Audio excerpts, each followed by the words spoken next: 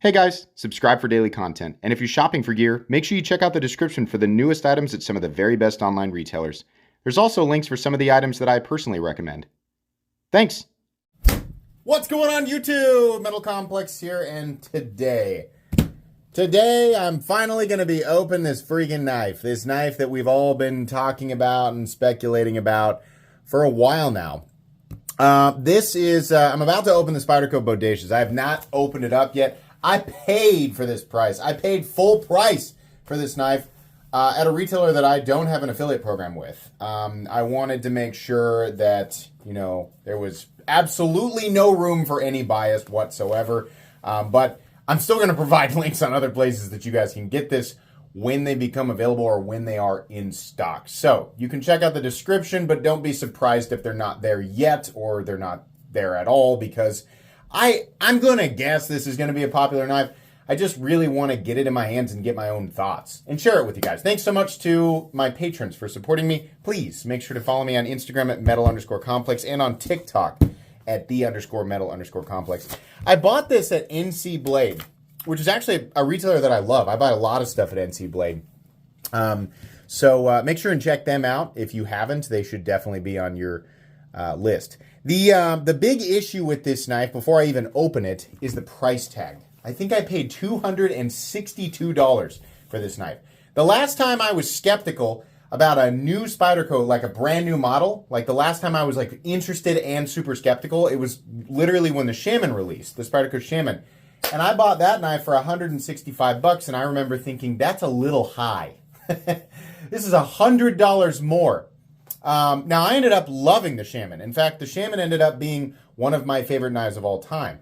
I am a big Spyderco fan, and I've always been a big Spyderco fan, but I've taken note of the price increases over the years, especially here recently. So anyways, oh boy, it looks... it looks like a 15-year-old Spyderco knife before I even get it out of the packaging. Okay, well, so the G10 is smooth, super smooth, not peel ply textured. That will have noticeable scratches everywhere after just a little bit of time, which is not really a big deal to me because I'm going to carry and use this knife. $262 for a knife that's a lot of money for a knife. For me personally, that is not expensive enough to keep me from carrying it. Not even close. So this knife is not going to get babied at all. Two things here, and I know you guys want me to get the blade out. Just hang with me. Why would this not be, number one, scalloped, and why is part of this hidden under the scales? I'm looking off to the side here of the Shaman and realizing it's the same. So not a big deal. And truthfully, there's still plenty of access there. It is about exactly as big as I thought. In fact, I think boy, this is so similar to the Shaman in a lot of ways. All right. Okay. All right. That's nice and smooth, super duper smooth. A little bit of stick. So this right here, there's no choil. Right? There's no forward choil like on the Shaman, the Para 3, PM2, which I am going to compare to just here in a moment. But the need for one is kind of alleviated by the fact that you can pretty much get right up there behind the blade. So what we have here is no sharpening choil. It simply ends, which, there's pros and cons to that. One of the cons is unsightliness, right? It's really hard to get that exactly right. They got it okay, kind of close. As you sharpen it over time, that area is going to get real ugly. But if you're using the knife, you may not care. CPM S30V, a lot of people are going to complain about that. And I think a lot of people complaining about it don't even really know why they're complaining about it. CPM S30V, that's a really old steel. Meanwhile, please give us more CPM 20CV. That's my favorite.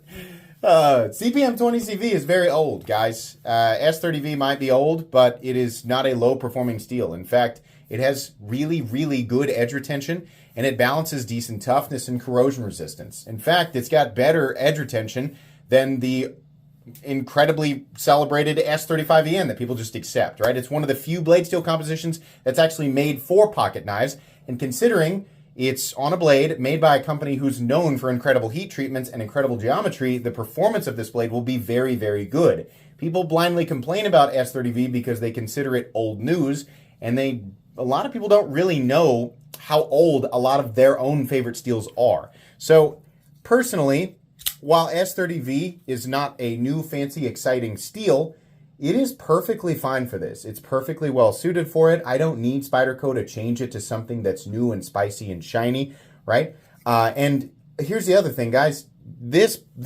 foundation is ripe for factory, special versions or what do they call it? Sprint runs and retailer exclusives and all that stuff. So this is the base version.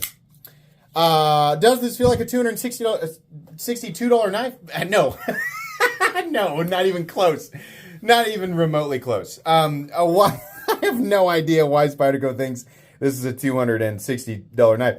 Now, it is fairly comfortable. Let's put it up. Let's compare it to, like the Shaman.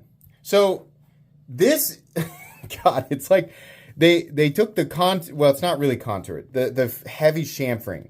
They took that away. They changed some of these zones up here, right? Instead of this little bump, we just got rid of that. Now you can get right up under the blade. That blade is insanely similar to the Shaman. They brought this area back a little bit, right? Because otherwise it can come straight down and well, you got an issue with the edge. But yeah, and in more ways than not, that's the Shaman blade, right? The ergonomic profile is similar. It's just got that 90-degree drop off right there. Now, is the Shaman more comfortable? Yeah, mine's heavily modified. Yeah, the Shaman's still more comfortable. Not by much, though, if I'm being honest. I mean, yeah, like it would be nice to have these edges like knocked down a little bit. That'd be great. I think more so just for maybe slightly better access, that opening hole. It really does work well, though. I'd be lying if I said that this like didn't work well. Has to be running on washers. Yeah, they really... Boy, the action is really, really nice. I mean, that's some really nice action. The detent feels great. Super easy to manipulate. It's got all the Spyderco stuff.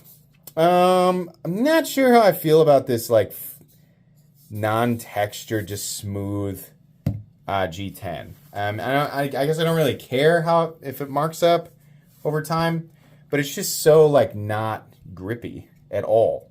Some people are going to like that. Some people won't. Let's put it up here against the Spyderco PM2. We're at a slight angle, so whatever's on the bottom is going to look a little longer, right? Up against Para 3. I don't own every Spyderco in existence, right? Just doing I'm doing the flagship stuff. I know you guys would love to see it up against the Manix 2. I don't have one here yet. Still trying to decide which of the new ones I want. So I think this would make a real, like, why is the Bodacious 262 and like the PM2 and the Para 3 and the like how is the Manix 2 still like a 160? Isn't the Manix 2 like a $160 knife? I mean, how did this thing come in higher than a Shaman? I mean, Spyderco, where's the thing that makes it that costs that much? It's built no different. Honestly, it feels like a cheaper overall build quality than the Spyderco Shaman. The only thing that I really think is better is the general action. And I do honestly kind of like that the choil is just gone, and now you can just get right up under there. Right? There's more blade, definitely some more cutting edge. It's exactly the same overall length as a Shaman. In fact, I would venture to guess it measures exactly 3 1/4. I'm sorry. 8 1/4 with probably a 3.5 to 3.65 inch blade. 8 1/4 exactly. Yeah, I'm right on it. 3.65 inch blade. Probably 3.5 inches of cutting edge. Sorry for screaming. Yeah, action feels better. Choke up spot is really nice. The rest of it feels like a Spyderco from 15 years ago, 20 years ago. This knife should be priced at about $165, same as the Shaman. And I have no idea why. I mean, honestly, let's be fair and say Shaman 185 and this 165, because this feels simpler. They've got tip down options, tip up, left and right-handed. Spyderco pocket clip, not the biggest fan of that. Used to be, not so much anymore after bending so many of them out. This is one of the clips that gave me the, that kind of showed me like, hey, this Spyderco spoon clip is not always ideal. We have the lanyard hole in the middle of it. It's the same way as the Shaman, I think, isn't it? Or is the Shaman, no? Well, doesn't have the right holes on it. I can't remember if the Shaman has a lanyard hole on it or not, because I always modify them. They did that backspacer thing where it's like lipped underneath the scales, just like on the Shaman. Centering's perfect. How about lockup? Yep, lockup's perfectly fine. Yeah, I mean, like this would make a great like full-size EDC knife.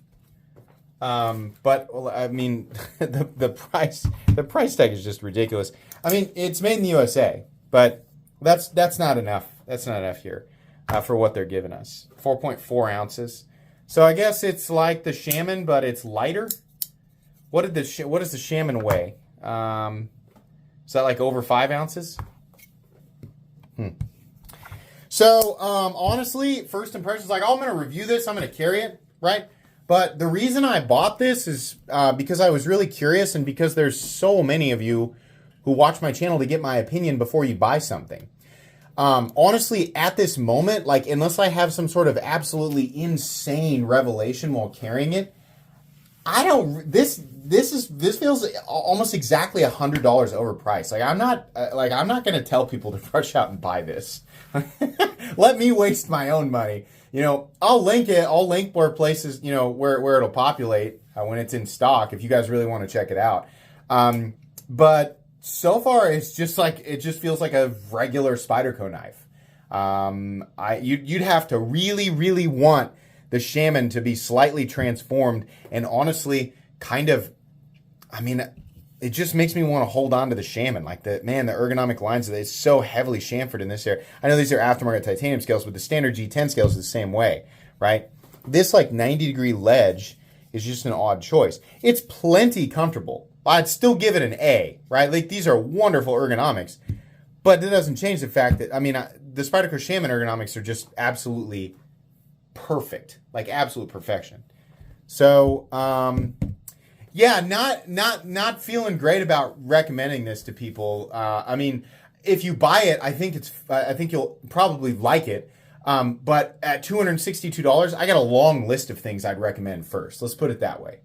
I mean, I think I could probably give like 25 recommendations almost off the top of my head, right, around that price point. Not always USA made. It's just like, you got to be competitive, right? If we're running this up against USA made stuff, the funny thing is Spyderco creates their own competition. A lot of their stuff that people have been saying, hey, the price is too high, the price is too high, right? That stuff still comes in $20, $30, $40 less than this.